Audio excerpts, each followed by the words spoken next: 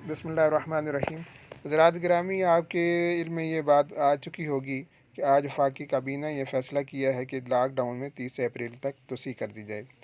इससे पहले जब 2-3 हफ़्ते कबल लॉक डाउन का फ़ैसला किया गया था, तो इब्तदाई तौर पर दुकानों के जो औकात हैं वो कम कर दिए गए थे कि सुबह 10 से शाम 7 बजे तक। उसके बाद फिर बार्बर शॉप्स जो हैं वो 3 दिन के लिए वो बंद कर दी गई थी। बाद अज़ां इसे मज़ीद इसमें तोसी करते हुए गैर मुअय्यना मुद्दत के लिए उसमें इजाफ़ा कर दिया गया और बार्बर शॉप समेत बाकी दुकानें भी बंद कर दी गईं। इससे कबल होटलों को ये सहूलत हासिल थी कि वो पैकिंग करके वो खाना वो दे सकते थे, लेकिन वहाँ बैठ के कोई खा नहीं सकता था।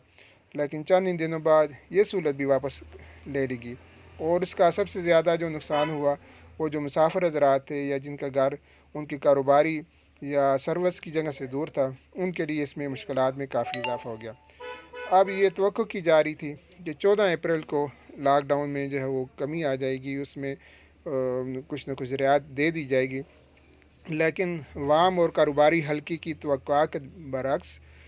आज ही ये फ़ैसला कर लिया गया कि लॉकडाउन में मज़ीद जो है आधे माह की तोसी कर दी जाए और ये 30 अप्रैल तक ये बढ़ा दिया गया।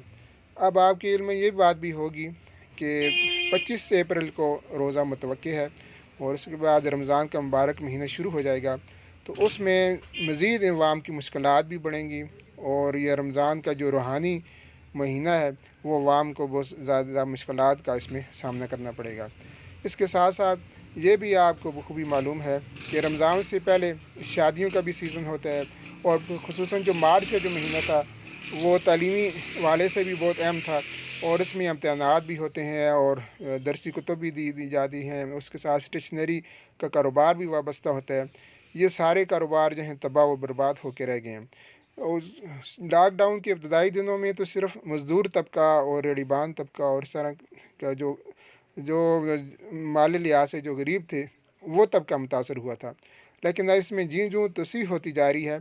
सफ़ेद पोश जो तबका है उसकी चादर जो है वो छिन रही है और वो भी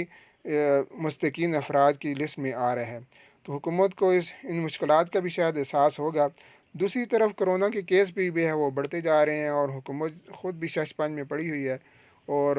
उसमें इजाफ़ा लॉकडाउन में इजाफ़ा उसकी भी मजबूरी बनता जा रहा है। लेकिन इन हालात में वो गरीब आवाम के लिए और सफ़ेद पोश तबके के लिए वो क्या कुछ कर सकती है, ये हुकूमत को इस बारे में फ़ौरी फ़ैसला करना चाहिए, वरना हालात ऐसे आएंगे कि वो हालात मज़ीद से मज़ीद बिगड़ते जाएंगे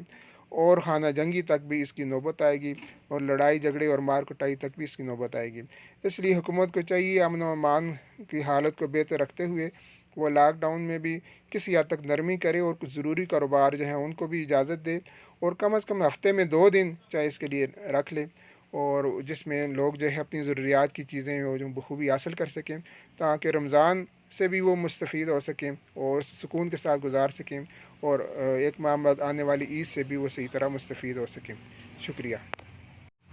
अगर आपको ये हमारी वीडियो पसंद आती है तो इसे आप लाइक भी करें, शेयर भी करें और हमारे चैनल को सब्सक्राइब भी करें और ताकि आपको रोज़ नई वीडियो मिलती रहें और हक़ाइक़ से आपको बखूबी आगाही होती रहे। बहुत शुक्रिया।